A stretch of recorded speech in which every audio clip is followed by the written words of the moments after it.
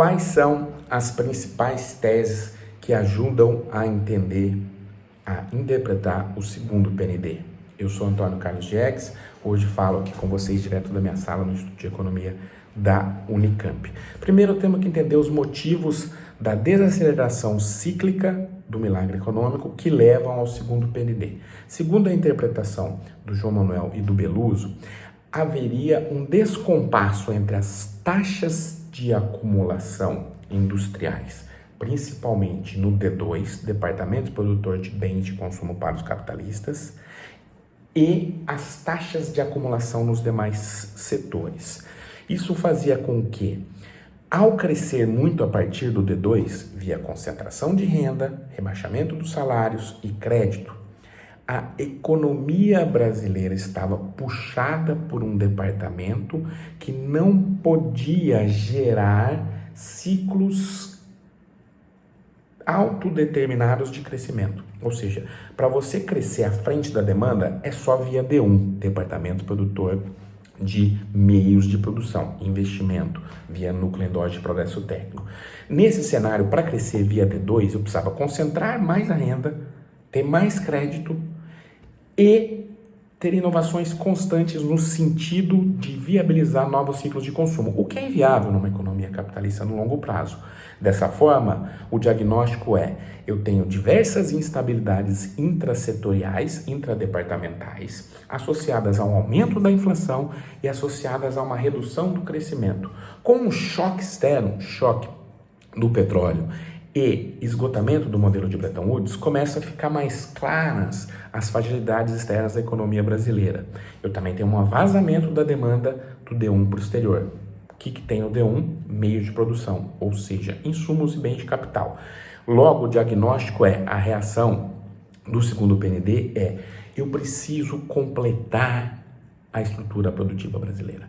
Eu preciso sofisticar a estrutura produtiva brasileira. Como? Desenvolvendo ainda mais o D1, para a partir daí autodeterminar, essa não é a interpretação do João Manuel, mas para fechar o circuito em escala ampliada da reprodução do capital, a partir das decisões internas de investimento baseadas no crescimento do D1 e sofisticar ainda mais a estrutura produtiva e alcançar o patamar de desenvolvimento tecnológico produtivo típico das economias centrais. Logo, o segundo PND vem via sofisticação do D1. Estamos falando em quê? Em siderurgia, em química, em petroquímica, em elétrica, máquina e equipamentos elétricos, bens de capital, principalmente sobre encomenda. A lógica é investimento em infraestrutura, também transporte, energia. O setor público vai na base, indústria pesada, junto com o capital internacional por meio de joint ventures para aprender e para sofisticar a estrutura. O capital internacional vem em bens de capital seriados, máquinas e equipamentos seriadas, e o capital nacional em bens de capital, máquinas e equipamentos sobre encomenda. Então você articularia esse plano para fazer com que você chegasse a um nível superior do desenvolvimento da matriz produtiva, internalizando o D1, fazendo com que ele aumentasse seu tamanho na economia e fazendo com que, dessa forma, ele pudesse liderar novos ciclos de crescimento sem os problemas do D2 associados ao período do milagre e sofisticasse ainda mais a estrutura produtiva brasileira, reduzindo assim a sua vulnerabilidade externa. Interpretação do Lessa, o D1, é implementado parcialmente, o segundo PND é abandonado em 1976 por um conjunto de problemas de política econômica doméstica, pelas restrições externas que se aprofundam. O segundo PND não tem capacidade de decolar, os planos de complementaridade dos investimentos são frustrados. Segundo Lessa, o segundo PND só teria resultado se você tivesse uma integração, um planejamento entre as atividades de investimento nos diversos setores que faria com que você tivesse demanda garantida para o D1 em implementação.